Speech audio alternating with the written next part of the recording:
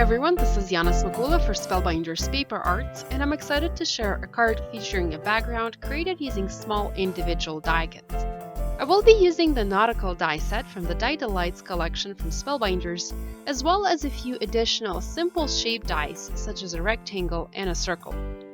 To save time on video, I've already prepared a sheet of brown cardstock, and I covered one side of it using scrapbook adhesive sheets. What this does is it makes my cardstock sticky on one side, and after I die cut it, I have an instant sticker. I'm going to go ahead and use the anchor die from the Nautical Die set and die cut multiple anchors for my project. I will be using those to create a unique background. Depending on the size of the card you're making, you will need a different number of die cuts. I'm making an A2 card, which measures 4 1/4 by 5.5 inches, so I will need about 14 anchors for my project. So just go ahead and die cut those. There's no need to emboss them, however you can if you want to. I'm using my Platinum die cutting and embossing machine today. I have my base platform, and then my paper and my die are sandwiched in between two clear cutting plates. Use your Spellbinders tool-in-one to poke the little negative pieces out of the die to make things go a little faster when you're die cutting. While I have my machine out, I'm also going to die cut an additional element for my project, a sailboat. I want to use something other than paper today, and I have this piece of yellow canvas from Die Cuts with a View. I've added double-sided tape to the back of it to also make it sticky, and I'm going to use the sailboat die from the Nautical Die set and cut this piece out. Now, these etched dies or wafer-thin dies are not designed to cut fabric, so you might not get a perfect cut. If you want to cut fabric in your die cutting machine, you'll need to use Spellbinders Contour steel rule dies. I wanted my sailboat to be cut out of canvas, so I cut it out anyways. I did have a few uncut areas, but I was able to easily fix that with my scissors.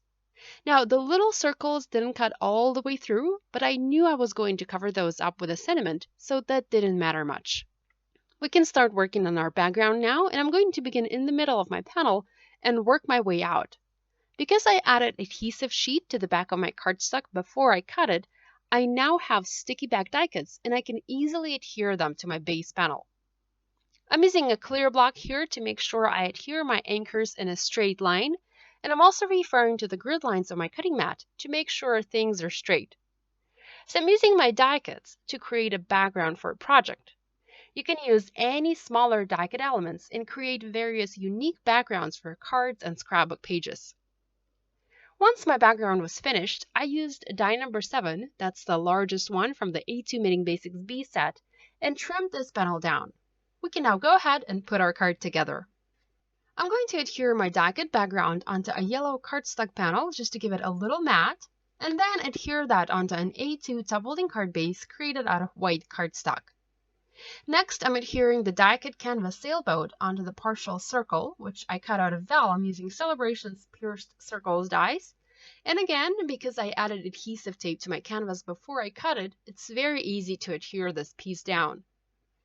I've already heat embossed a beautiful sentiment, and it reads, "Let hope anchor your soul," and I'm going to foam mount it onto my boat using black foam squares and foam mount that onto my card. The last step is to decorate this project using several cork stars and clear drops. So here's another look at the finished card using the Nautical Die set from Spellbinders. I hope you feel inspired to create with your Spellbinders Die Delights. Be sure to watch other video tutorials on our channel for more ideas. If you have any questions about this project, please leave them in the comments section below. And be sure to subscribe to Spellbinders YouTube channel for more education and inspiration. Thanks so much for watching. I'll see you next time. Bye!